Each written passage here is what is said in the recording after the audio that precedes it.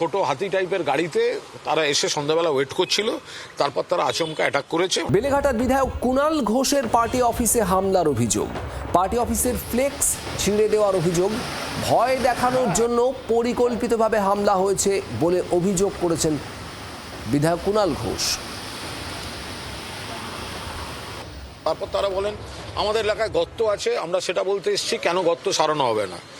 তখন বলা হয়েছে যে গর্তটা একবার রিপোর্ট করলে তারপর, তাছাড়া এখন কর্পোরেশন নেই, কাউন্সিলর নেই, তো সেটা তো এমএলএ কি করবেন সেখানে। পরে দেখা গেল যে তারা এলাকার লোকই, একটা ছোট হাতি টাইপের গাড়িতে তারা এসে সন্ধ্যাবেলা ওয়েট করছিল, তারপর তারা আচমকা অ্যাটাক করেছে। অর্থাৎ বাইরে থেকে কোনো অর্গানাইজড গ্রুপ এখানে এসে এই অ্যাটাকটা করেছে। সন্ধেবেলা এই যে কুণাল ঘোষের বাড়ি, সেই বাড়ির সামনে কিছু দুষ্কৃতী চলে আসে। তারা যেটা অভিযোগ করা হচ্ছে যে একেবারেই অর্গানাইজভাবে তারা এখানে এসছিল এবং আসার পর প্রথমে তার যে এই যে বাড়ি, সেই বাড়ির সামনে যে দরজা, সেই দরজা ধাক্কাধাক্কি করা হয়।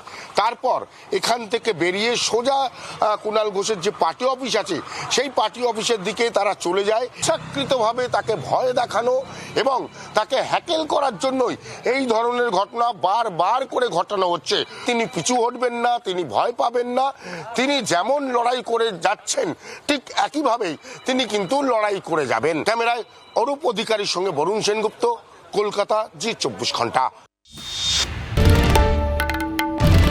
বাংলার আওয়াজ, বাঙালির আবেগ, জি 24 ঘন্টা।